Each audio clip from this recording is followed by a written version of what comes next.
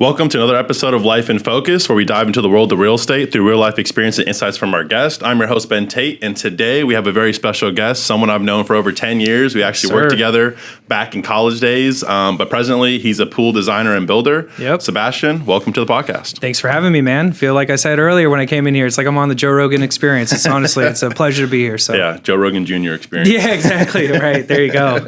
But yeah, so on this episode, we want to talk a little bit about obviously pool design, pool building, some of the logistics around that, people that are interested in putting in a pool, contractors that are thinking about, doing pools on a larger scale. Yeah. But before we get into that, you want to tell us a little bit about your background and, how you made it to Tampa Bay. Definitely wasn't pool sales, I can tell you that. I went to Florida Gulf Coast, FGCU, representing here, but majored in hospitality management. From there, started working in hotels, Marriott International. Started off at Ritz-Carlton in Naples, Florida, as just a server at their sushi restaurant. Went all the way up to JW Minneapolis, again working at a restaurant there. Got promoted to assistant restaurant manager in Irvine, California. And now I'm back in the good old sunshine state of Florida, in Tampa, Florida. So it was really weird how it all happened. It just kind of in between jobs and tired of working that zombie lifestyle, and Absolutely. Just wanted something new. Sales have always been just kind of really grabbing at me. I like that lifestyle a lot more. Seeing those guys in the hotels, like working a normal 9 to 5. Meanwhile, I'm like 5 to 4 a.m. Yeah. Just was tired of it. So I just looking for a little change. Okay. So did anything specifically bring you back to Tampa? I know you spent your high school years here. Were you born here or kind of what brought you back here? So I actually, I was born in Baltimore, Maryland, but I moved to Tampa when I was 3. So I'm a Florida boy. Yeah, basically Florida boy. And then, I went through my entire, school in Tampa and then went to Florida Gulf Coast for college. But it was really weird how it all happened.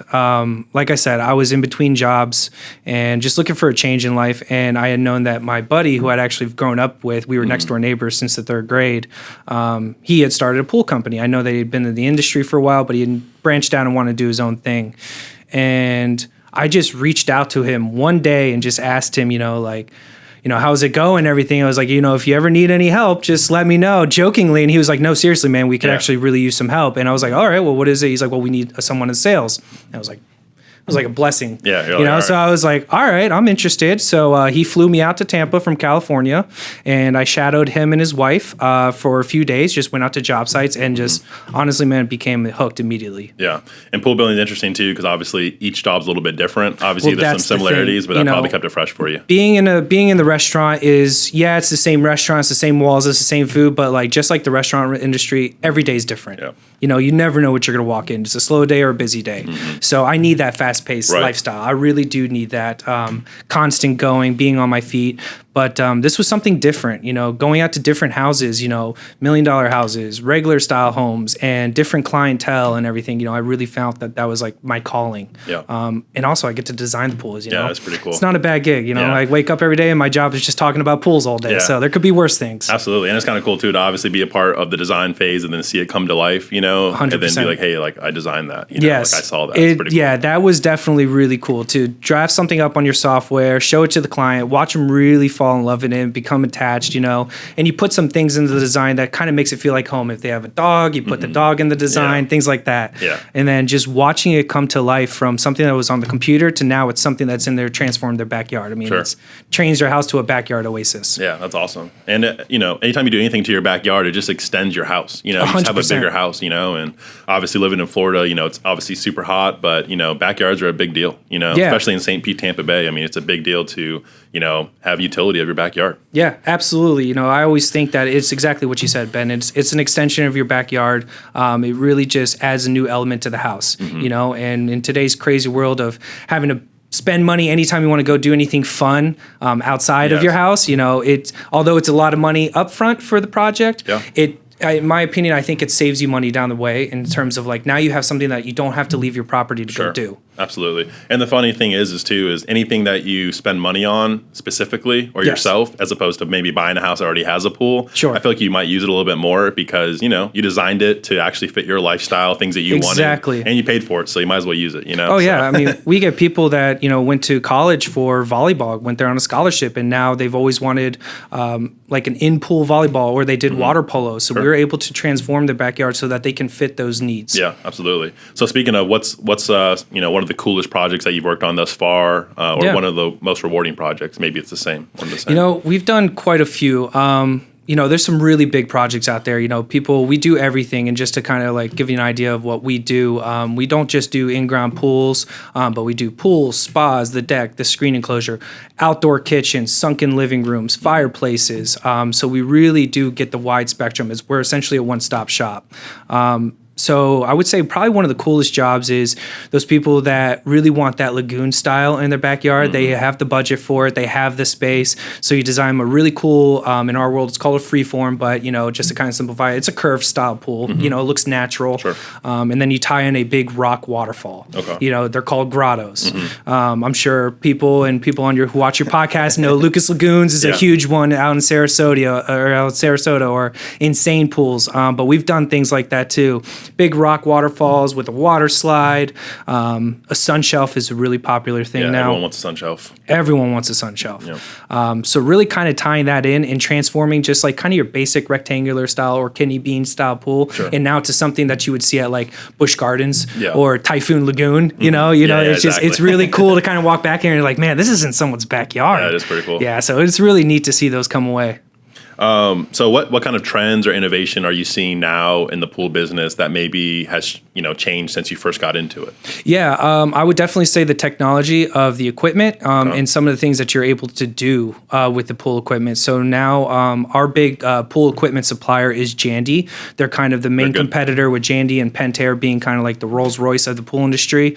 Automation systems are insane. Yep. I mean, you can literally be in like Massachusetts and turn on and off your pool lights, control your heater, everything like that. They also now just started incorporating with their heaters for Jandy that all electric heaters are both heater and chiller combos. Okay. So you can heat your pool or you can chill the pool, yeah, which is a great alternative. It's something that I was never really too familiar with. I know back in the day you had to buy two separate units to be able to do that. Yeah. So now for the same price, you get them all into one big bundle. Honestly, that's game changing for anybody that knows about the pool business a little bit or has to put a pool in. I've put a pool in before, and I actually omitted going with a heater just to have a separate system. I'm like, I'll save the $2-3 grand. Yes, it's already so hot in South Florida. Yes. I don't need the heater, but that's nice if it's one and the same. It is nice if you want to be able to use your pool year round. Sure.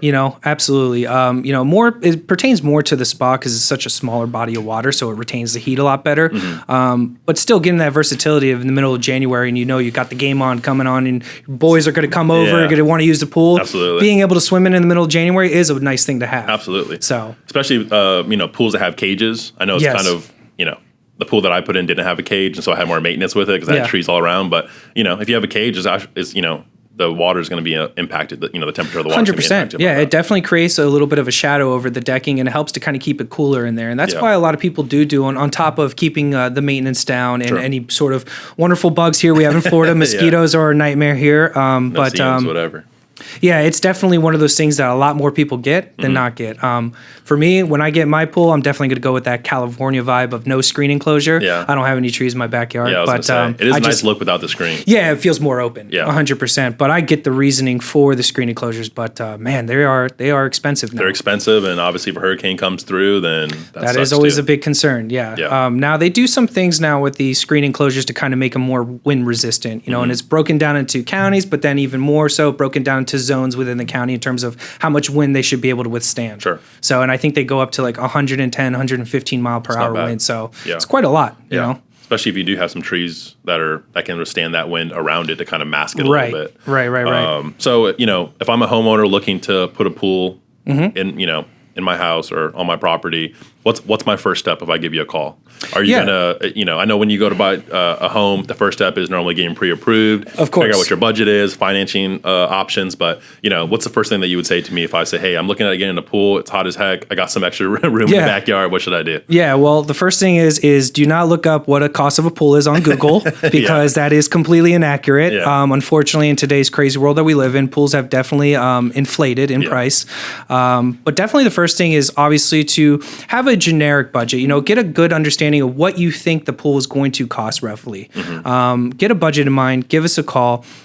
My job as a sales designer is to try to give you the most that you're wanting within the budget that you are looking to have.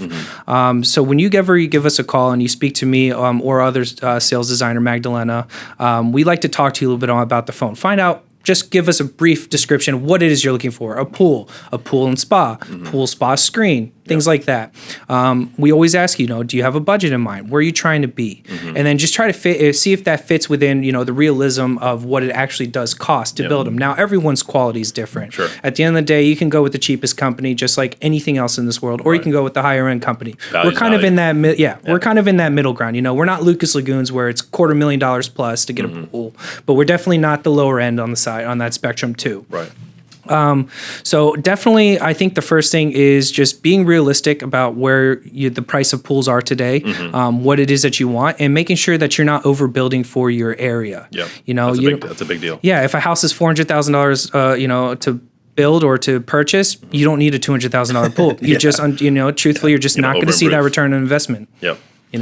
Absolutely. So is there, so obviously first question is, hey, what's your budget? What's your idea? What are you thinking that you think you want? Yes. And then, so what do you guys from there kind of guide them on shape and size? Correct. And stuff like So that? That's the initial phone call. And then from there, we schedule a consultation. And basically the way it works is I'm a designer. I come out to your house. I take measurements of your yard and I talk to you a little bit more in depth. I have a checklist that I go through that just has, the shape of the pool and spa, size of the pool. If you know it, if you don't, that's not a problem. How deep do you want to go? And then any features inside the pool, do you want a waterfall? Do you want a grotto? Do you want a sunken living room? Do you want a sun shelf? Those are big. The type of deck. Do you want a screen? No screen. And then what I like to do, and what I think really separates us, and I don't know if I should be disclosing this, but is we really like to sit with them right there at the consultation and design it for them. Sure. A lot of other builders will kind of... Yeah, I'll call you in 2 days. Yeah, exactly. Or some of them take upwards of 7 to 10 days, 2 weeks to get you a design. I like to cut out all the back and forth. I want to take the time to sit with you. Now, obviously, if your time isn't allotted for that, then that's totally fine. I can always email you design. But I really do feel that it takes a lot of the back and forth, and it really allows you to get creative with what it is that you want to do in that backyard. And that's the initial process. From there, we like for you to come out to the showroom, see all the materials that we offer, see what's included in the estimate that you're looking for, and then go over the pricing. Yep. Absolutely. And then from there, if you're ready to rock and roll, we're ready to rock and roll. So let me ask you, when you obviously kind of going back to the budget, right? So if I come in and we're just use easy math right now, right? Sure, let's just say, hey, my budget's 60 grand or let's just say 70 grand, right? Yeah. My budget's 70 grand. With you knowing that my budget's 70 grand, would you withhold asking about certain upgrades and features knowing that won't fit into 70 grand? Or will you still say, hey, this would be great for a sun shelf here or, this and that here? Or will you know in your back head, hey, I don't want to suggest this because maybe they won't be able to afford it in their budget? Yeah, so definitely. I won't obviously push like a full-on combo of like the pool, the spa, the screen, because honestly in today's world those are usually between the 90s to the low 100K range on average. Right. So for 70K, honestly you can get a pretty decent sized pool, a deck, maybe a water feature or two, whether it be the sun shelf because those are not overly expensive, maybe a waterfall in the back. And I would honestly probably hold off on doing the screen. Now we would do the footers, which is the concrete board foundation around the perimeter of the deck, so that you'll always be what we call screen ready. Right. But screens in this market today, I mean, they're ranging anywhere between $10,000 to $20,000, just depending on the style of the home, the height of the screen that you're looking for. Right. So I don't want to put you in such an unrealistic number that you're immediately turned off. Right, especially if the screen's 20% of your budget or 30% of your budget. Exactly, because, I mean, like just for simple math, like we said, I mean, if you're doing a pool, deck, and screen, just factor 10 grand for just the screen alone. So for 70K, you can get a really good sized deck, a really decent sized pool, some water features thrown in there, and all that's missing is the screen, which doesn't mean you can't ever do it later down the road. Sure. Is there any size constraints on your end in regards to the smallest pool that you guys would even do? Oh no, man! We've built some puddles. Yeah, we have built some puddles. I mean, people, especially like City of St. Pete, downtown Tampa, working with big site sizes sometimes. Maybe 6,000, 7,000 square foot lots. These people have no backyard. Right. They have no backyard. Now there are some zoning restrictions, which I think we'll get into in a little bit. But there are some regulations. But yeah, I mean, we've built 6 foot wide pools that are 28 feet long, so people are just solely using them as a lap pool. Sure. We've done pools that are not even pools. We've done just spas. Some people don't want the pool. They literally just want an out-of-ground spa. Totally fine. And then there's like kind of the mesh between the two, which is called a spool. a spa pool. And those are usually sizes roughly like 10 by 20, 10 by 18. So pretty small. Still a decent size, 200 square feet. Decent size. You know, if you want to be able to move around in it, you have that flexibility to do so. You can't do on full on laps, but we kind of amp it in terms of like you kind of get the seating of a spa, but also the luxury of a swimming pool. And a little bit extra space. And the nice thing is when you heat it, it does get warmer than your, you know, typical size pool. Yeah. So. Which brings me up to another question, you know, just, you know, historically, and this is probably a little bit more dated, but if we go back 10, 15, 20 years ago, a lot of the pools that had a spa in them, the spa was like, it doesn't get too hot. You know, it's like one of those things where it takes 30 minutes to heat up. Yes. I'm assuming that's like kind of like in the past now. I'm assuming like the spa pools are decent. I mean, the thing is because you can go buy a jacuzzi or above ground hot tub for fairly decent prices nowadays. Yeah, so, and they also come with, you know, I think when people are on that fence about whether or not they want the spa or not, that is something that I do push them to or towards. You know, at the end of the day, an out-of-ground spa, like in one of those, you know, jacuzzis that you buy, they come with like 60 jets. Right. You know, a standard built-in spa for pools, for example, only comes with, you know, a standard is 6. Now, you can add more jets. Sure. The 6 is pretty low. 6 is pretty low. Yeah. You know, and they're only for your back. You know, you can do the in-ground ones, but those cost more. You know, so whereas like the out-of-ground jacuzzis, you know, it has jets for everywhere, up towards you like your neck, all the way down to your feet. Right. In terms of heating it, a pool's going to take hours upon hours to heat up. You know, it really is. So it really comes down to the spot. Gas or electric is that big deterring factor. Now, if you don't have natural gas for the house, I always recommend electric because if you do a propane, you're just going to blow through that tank and so fast because the BTU of a gas heater is just so much larger than that of electric. So where it really comes down to is the timing in terms of how it heats. Now, a gas heater will take about 25, 30 minutes, so not much has changed on that. Electric heaters do take longer. Those are typically around 45 minutes to an hour. Really? And that's for the base models. Like, listen, you can always go up with a larger heater, larger gas heater, larger regular electric heater. That's completely up to you and if it fits in within your budget. And that's kind of where that automation system comes into play. Right. You know, knowing that if I'm at Chili's eating food and I know that I want to get into the spa when I get home, I can do that so that it's ready to go for when I arrive home. Yeah, that's nice. Yeah, that's just a really nice luxury. So, what would you say is the most common mistakes that homeowners are making when they're planning for a pool, and how can they avoid those mistakes? I think we talked about it briefly, and that's overbuilding for your area. Okay. You know, at the end of the day, unfortunately, pools aren't where they used to be price-wise. So, like, it doesn't make sense to put $100,000 into a pool when your house is only $250,000. And I definitely try my best to kind of mitigate that. And I will be very honest with clients in terms of like, I don't think you need that. And then another issue, or it's not really issue, but another problem I run into is they want so much pool and such little decking. Right. And at the end of the day, it's, you know, when I design pools, I like to have a balance of both. Because at the end of the day, the pool is exactly that. It's an extension of your home. So you're going to be entertaining out there. Right. And to step out of your sliding glass door or your door into the backyard and immediately have the pool that you're like hugging the edges of, like, I don't think that that's overly comfortable to deal with. So I think you could still get the best of both worlds. A decent sized pool that you can attain everything that you want to, but also a deck space so that if you have family and guests and friends coming over, you can utilize that space without just solely having to go into the pool. Sure, absolutely. Do you ever take into consideration where maybe some of the guest bathrooms are in the house? To see, hey, maybe position the door to the pool here or wherever the case is to be close to the guest bathroom, or is that something that you, I mean, I know it's not really under your umbrella, but that's something that you would take into consideration for the design? Yes, I do. If they have like a outdoor bathroom or something that they want to incorporate, my biggest thing is focal points, you know, and especially from a realtor standpoint, you know, when someone's coming and touring the house, you know, it's all about what you see at those sight lines. You know, when you first walk into the home, I should be able to look back there and be like, oh man, they've got a pool.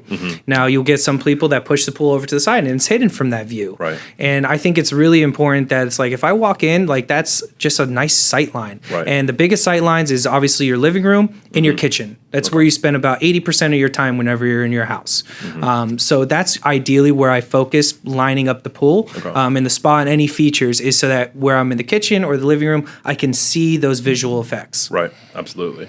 And going back a little bit to, you know, the decking or the paving and stuff like that. Obviously, we'll get to in a little bit with the setbacks and kind of the zoning legalities of that. There's a lot.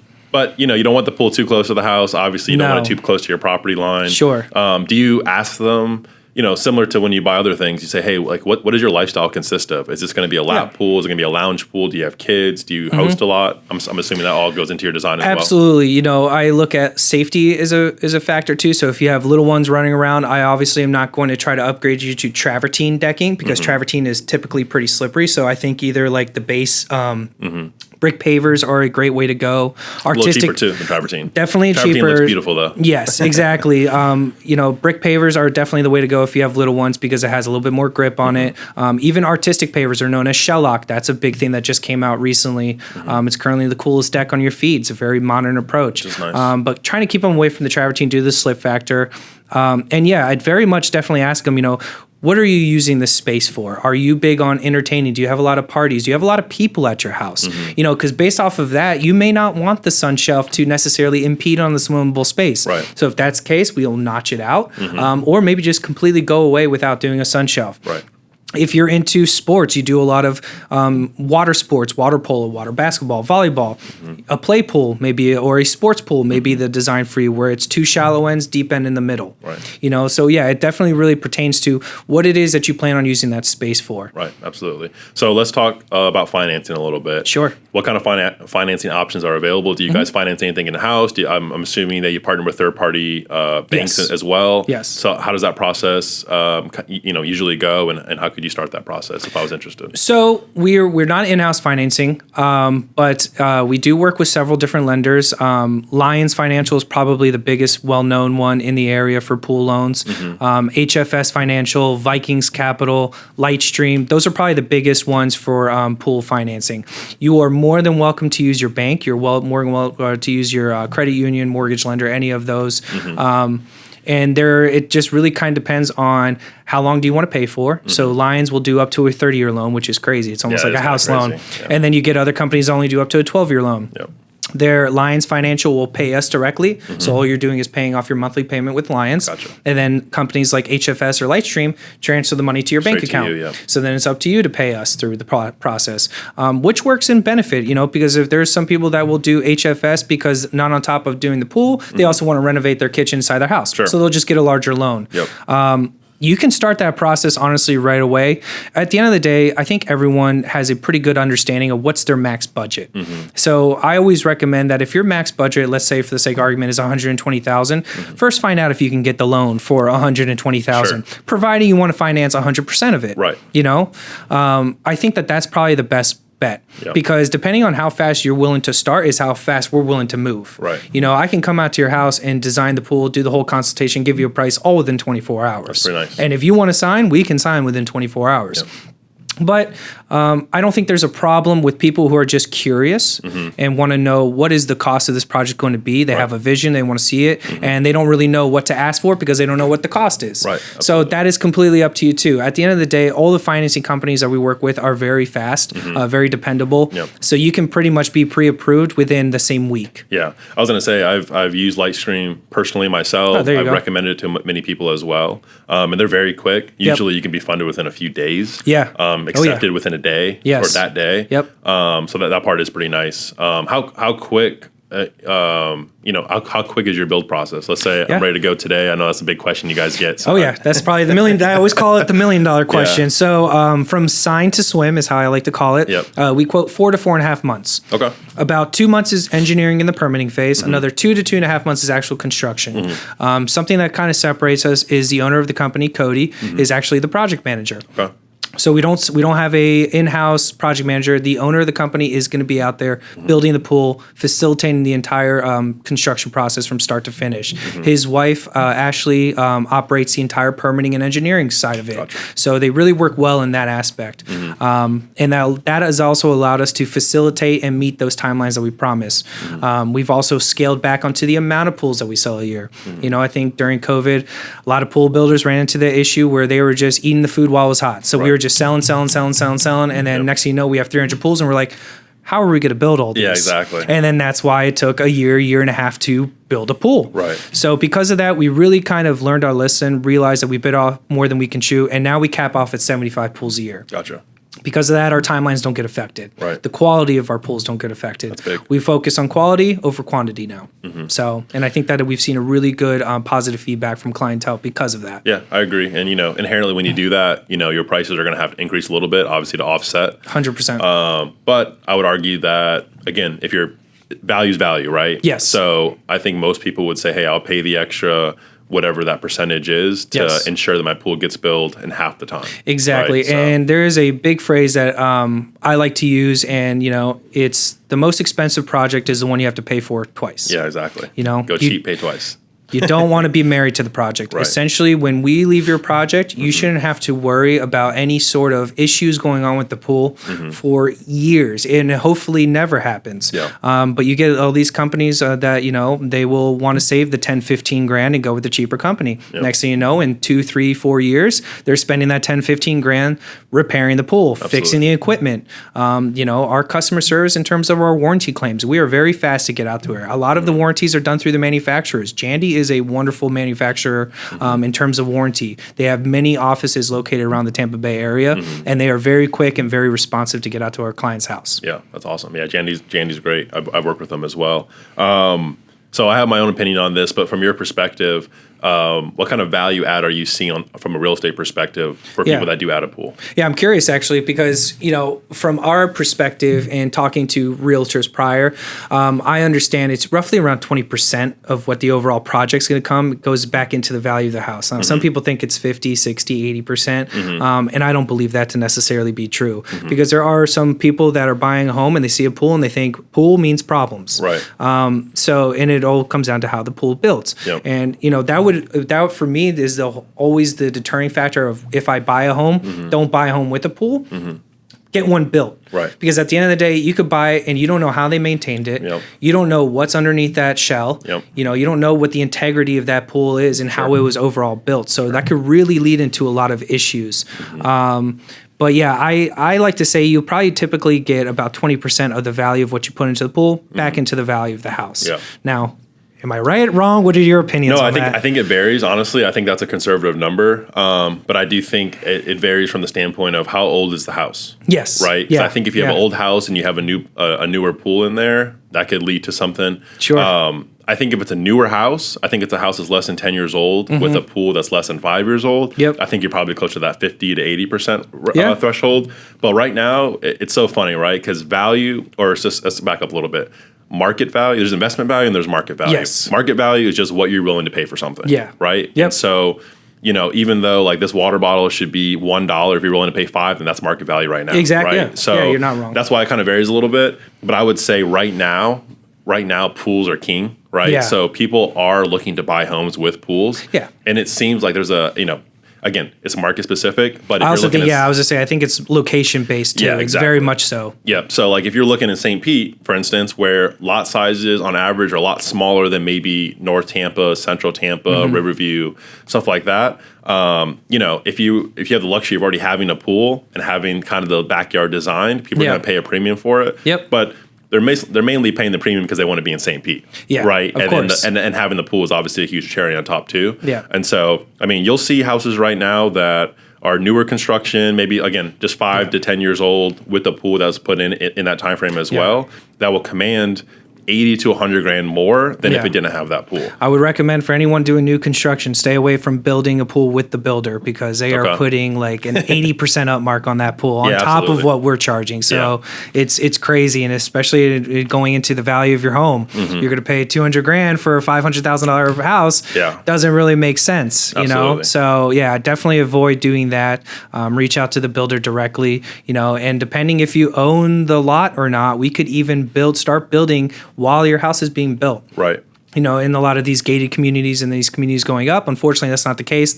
Still the builder owns the property, but we can move forward with the engineering and permitting process up until they close the house. Then we can submit the notice of commencement, letting them know that they are in fact now the owners. And usually from the time you close on the house, if that's all taken care of, you're looking at about 3 weeks to start till we start digging. Yeah, that's so it takes a huge chunk out of it. Yeah. No, I agree. In the construction world in general, there's so many markups, Yes. And even when we build houses for clients, in most cases, we will we'll basically connect you with them. Yes. And we appreciate that too, because if there's anything messed up on the pool, now we can hold you accountable and they can hold you accountable. Yeah. And so accountability, it helps us out as well. To be fair, a lot of builders are actually going away with building the pool with the house. They are now actually encouraging clients to reach out to pool builders to get the pool built, which is really good.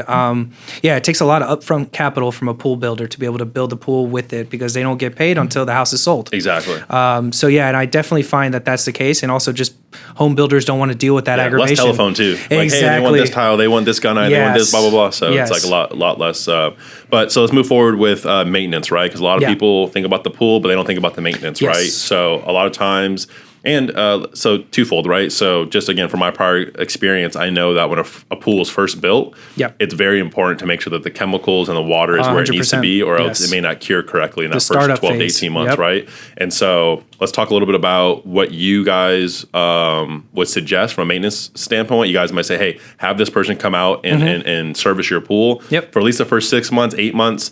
Watch them how they're doing it, and then if you want to, because everyone's like, oh, I want to save that $100 a month. It's like you're doing the consultations with me, man. It's exactly what I tell them. It's pretty much that. We do the pool startup, so we add in all the proper chemicals, balance out the pH, add the right amount of acid, and that should give you about 30 days. Okay. So you essentially have a 30-day window until your pool's filled up with water, until the time you need to have a service company. I recommend with saltwater pools. So we're saltwater pool company. We don't do the chlorine tablet pools. It's all saltwater. If you've never maintained a pool, let alone a saltwater pool, I do not recommend trying to do it on your own. From the start, at least. Yeah, from the start. Don't look on YouTube and be like, oh, I can do this. Yeah. We've had people destroy their $80,000 pools because they want to save a quick buck. Yeah. And it's just not worth it. So exactly what you said, Ben. I'd recommend that. We don't have anyone in particular we recommend, just because there's 100 different service people just in a county alone. So we recommend, if you know anyone that has a pool, a saltwater pool in particular, who do they use? Are they happy with their service? Yep. And if they are, get them out to the house. Have them service your pool for exactly that, 6 months, 8 months, a year. Ask questions, observe, ask them why they're doing that. When should they be doing that? Yep. And then once you feel comfortable enough that you think you can take that over, by all means, save the extra $100, $150, what have you, and maintain the pool itself. And pool service companies are just like anything else. They have different quality in terms of how much they're going to do for your pool. Right. So you can go with the cheapest company that's $75 a year, but you're going to have to supply your own chemicals. Yep. You're going to have to clean out your filter. You're going to have to, take your water samples into the pool store. Pinch your pennies. You're going to have to, brush the interior, everything like that. Then you have like the Rolls Royce of pool service companies. They supply their own chemicals. They come out once a week. They do everything for you. So also make sure, what is it that you want them to do. If you want a complete hands-free job, then go with the higher end. Right. If you want to just make sure that your water isn't turning green, go with the lower end. That's a big thing. But I definitely recommend talk to neighbors, talk to friends, family that have the saltwater pools, see who they're using, and go from there. What just from a budgeting perspective, what should I expect to budget for pool service? Pool service, on average? Pool service. I would definitely say anywhere between $150 to $200 if you want a really good service. Yes, per month. If you want a really good service company, one that's going to come out every week, maybe bi-weekly during wintertime because there's less rain, so rain throws off pH. So definitely go with one of those. I would think that you just spent all this trouble having your backyard blown up, so the last thing you want to do is now take care of the thing, so it's better just pay someone to do that. Especially if you're talking about an $80,000 project and you're talking about $200 a month, $2,400 a year, you're talking about 4% of your project cost. It's like, just add that to it. It's like when you buy a car, you buy the car and then you're like, crap, I have to get the insurance for this. Also, I didn't really think about the gas, so it's also like that. So on top of the service, another thing to consider is, what's your electric going to look like? Depending on the amount of features that you have in the pool, if you have a heater or not.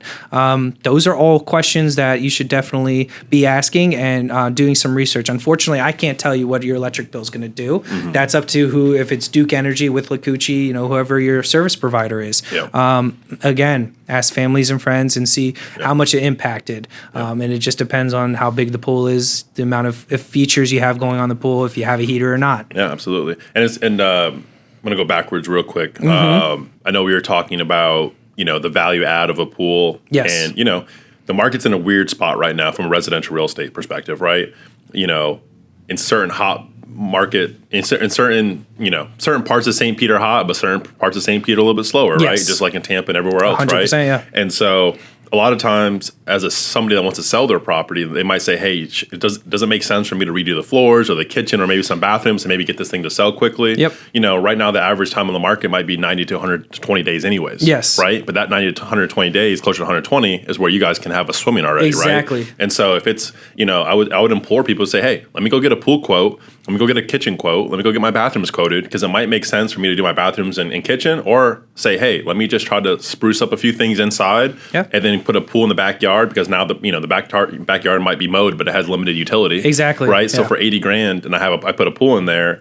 Now it's probably going to sell a lot quicker. Yeah. You'll get your money. I always say if you put a new pool in, you're going to get your money out of it. Yes. You may not make money on it. No. But you'll get your money out of it if it's new. And I think it's going to definitely be, just like you said, if it's a newer build and a newer pool and you do resell the house, it resells faster. Right. Way faster. It just takes that hassle out because there are a lot of people who just don't want to go through that extra effort of now I've got the house, but we want a pool. So now I got to go through this whole process again. Mm-hmm. So yeah, definitely. I think if you have the house with the pool, it's definitely a quicker resale value. Yeah, exactly. Especially if you're going to be on the market for 120 days anyways. Exactly. Right? Yes. And shoot, you might just say, hey, let's at least go through the plan. I'll pay for the design. I'll pay to get the permit going, and maybe the house sells before we could even build the pool. Yeah. But I can pay you for your time and pay for the design, and then that new owner can take it from there. I was just saying, and the beautiful thing too about how permits work is, you can lock in the price. We have we're willing to work with a client depending on how quickly they want to move and what it is that they all want. So, for $500, you can lock in the price. We won't do anything. But you can at least lock in the price. This is a very volatile market for anywhere. I mean, inflation is here. It's been here.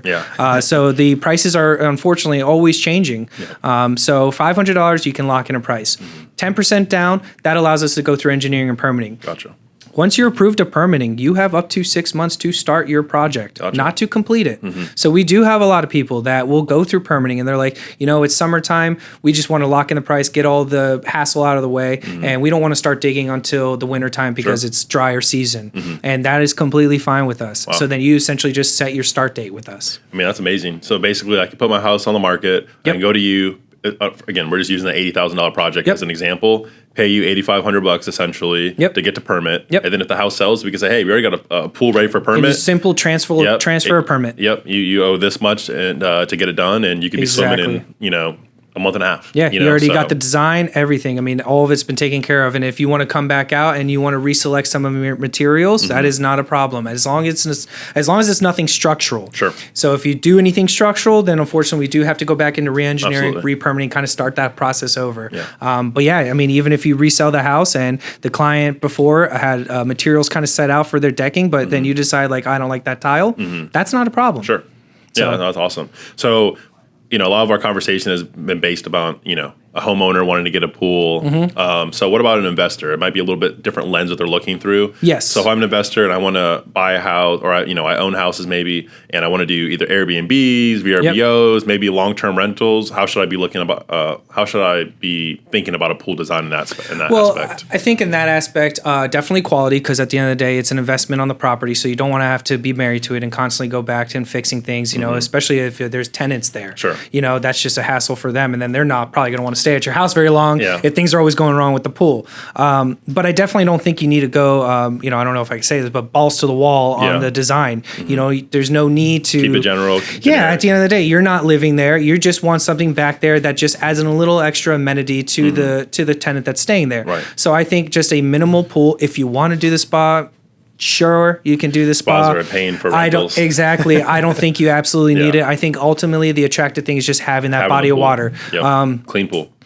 Sun shelves are not expensive. Yep. I always recommend getting a sun shelf because it turns the pool not only into a play pool but a social pool. Yep. If you don't want to be completely submerged in the water, you have an area that you can just get your feet wet, have a margarita, and just enjoy. It's great the for day. kids and pets too. Yeah, and it doesn't require any additional maintenance. We put a bubbler in there, which is that little fountain that pops up in the middle, and that also serves as both an aesthetic, but it also helps to keep the sun shelf relatively low maintenance. It helps push any sort of debris and dirt off the sun shelf onto the floor so that the returns can kind of take it from there. And I think that that's probably the best way. Don't upgrade to the travertine. Don't upgrade to the panoramic rear screen, because it's just, those are things that the tenants aren't going to appreciate as much as you are. Yeah, absolutely. So we touched on it a little bit, but So that we talk about investors, you talk about homeowners. So what about contractors, right? Yeah. I know one thing you said, hey, probably makes sense to call the guys that specialize in pools instead of you trying to take it on just to make an extra margin. But what are some other things that you've seen contractors do or not do that you think would be beneficial for them to put in their practice when it comes to, there's two different kind of contractors, right? There's one that you get hired to go build a home. There's ones that, they're building big subdivisions. So there might be community pools, stuff like that. What's some things that they should be thinking about in regards to pool building for a big community pool?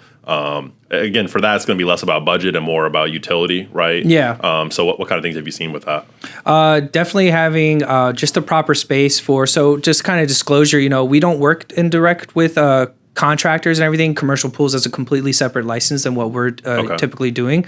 But just having a nice balance of that pool to deck, because I could tell you that when I lived in an apartment and I came out to that area, sometimes I didn't even go in the pool. It was just utilizing that space, having that amenity. Yeah, just having an amenity. Yeah, and you get into like some of these areas that it's just this ginormous pool and then just a little area with like only like 10 lawn chairs. And you're like, it's just, what am I going to do with that? Those, as long as, if I arrive at 6 a.m., maybe I'll get a chair. Yeah. But I think having the grilling space, kitchen space, a little bit of a fun area. I think the beach entries are definitely a very popular thing with those big like development pools. Outdoor showers, they always just do one outdoor little spigot, and there's a line to go to those. So I think having multiple of those around the area, and then also deck jets. Kids love deck jets. Those little sprayers that are in the deck and everything, and they just add a nice dynamic to the area. Some fun. I can't really touch too much onto the contractor world in terms of commercial pools because it's not really my realm. Sure. But okay. That makes sense. No, yeah, that makes a lot of sense. So let's talk about the zoning and regulatory impacts, right? Yeah. So what are some things that people aren't thinking about? What are some things that you've gone through? There is some a lot horror stories where somebody can't do what they want to do because simply the setbacks don't allow for it. There's also a lot of trial and error on my part, just kind of learning. Going from restaurants to the pool world. I had to learn a lot through that whole process. But it's broken down into municipalities. Pasco, Hillsborough, Hernando. And if you're in Hillsborough, is it actual Hillsborough County or is it City of Tampa? St. Pete has like 12 different municipalities here, between Pinellas, City of Tampa, or City of St. Pete. And those are all different. But the biggest ones are what are you allowed to do? And it doesn't even go into just county. It's also HOA. Sure. HOA requires a lot of things. The big thing for HOAs is they don't want to see any structures built past the sight lines of the house. Right. So nothing can go past the corners of the house. Pasco County is 5 feet off the back, 5 feet off the sides. Hillsborough County is 3 feet off the back, 5 feet off the sides. City of Tampa, 5 feet off the back, 5 feet from the sides.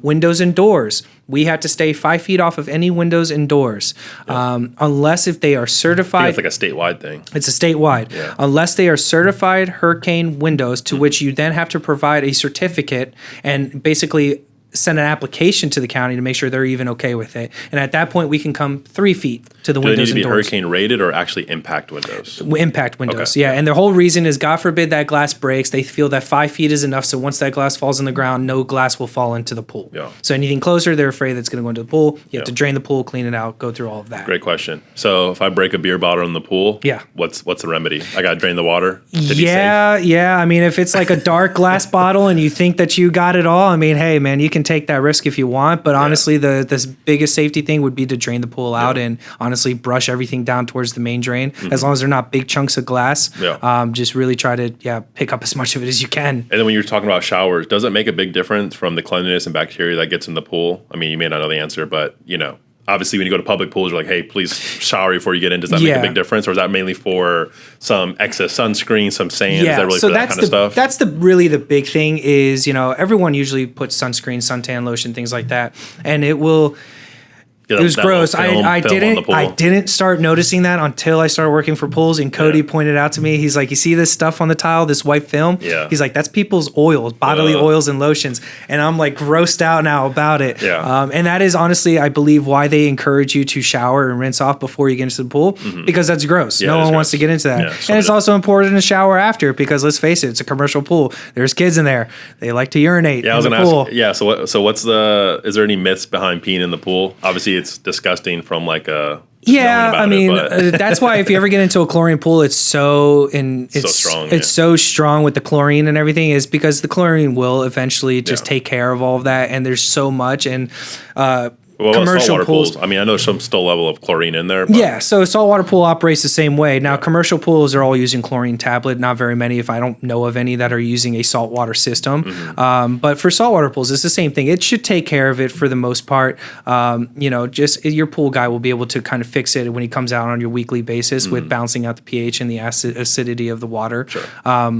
But yeah, it doesn't. There's no myths of like, oh, if you pee, it's gonna turn the water blue. Yeah, the purple thing that comes out. Yeah, there's none of. No, I haven't seen any of that. I don't know if that actually is a real thing. That's still myth yet to be disclosed. But no, it doesn't affect the water. It doesn't affect you. It's not harmful for you. It's gonna get all cleaned up. I mean, the water is pretty well purified. Yeah, that's good to know. So, what about from an eco-friendly, energy-saving standpoint? Is there certain equipment, or is that something that you can upgrade with Jandy and some of these other companies? Or so that's something that all pool equipment companies are leaning towards, is that energy efficient. They all brag about how much energy efficient, and I would honestly say that Pentair and Jandy are probably the most energy efficient, and also the most noise efficient.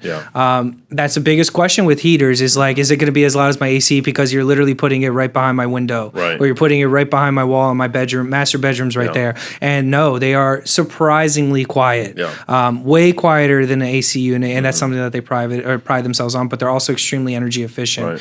More so the electric. The gas ones, it's like taking a blowtorch to your pool.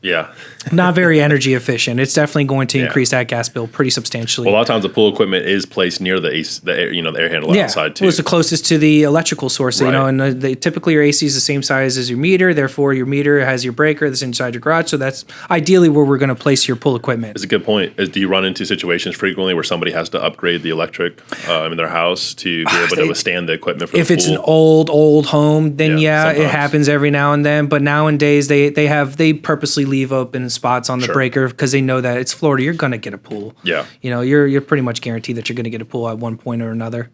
So where do you see just the pool design and construction kind of evolving over the next few years? So what's something you think they're working on to make better or faster? Obviously being from signing to swimming in 4 months is pretty good. Do you see that cutting in half? Or, I know the permit is what takes half of that time anyways. The actual build of the pool is actually pretty quick. Outside of having the timing and the guys to go out there and do 8 to 10 weeks is pretty good in standpoints. Talking to clients who have gotten quotes elsewhere from other builders, it's a pretty good standpoint for timelines. We don't have wait times, so that's always a good thing.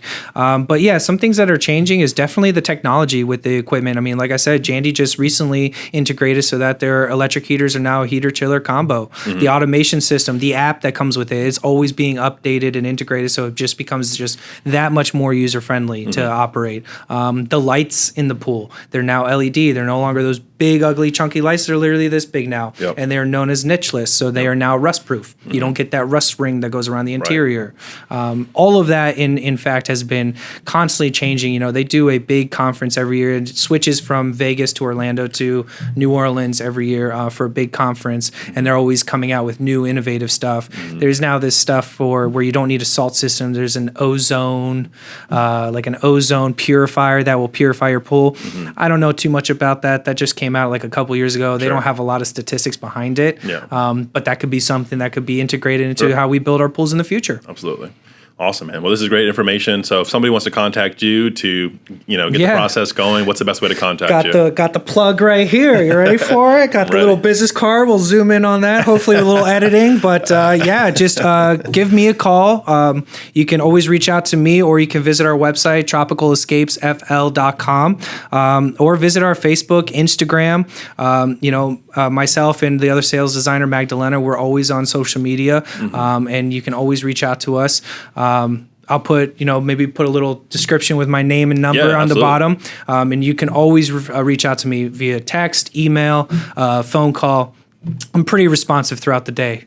Awesome, man. Perfect. Well, we end every episode the same way. I asked the guests to tell me one piece of advice that they would give themselves this time last year. It doesn't have to be pool related, just whatever. It's business, life, perseverance, taking accountability, creating more purpose. But what's one piece of advice that you would give yourself, this time, last year, knowing what you know now?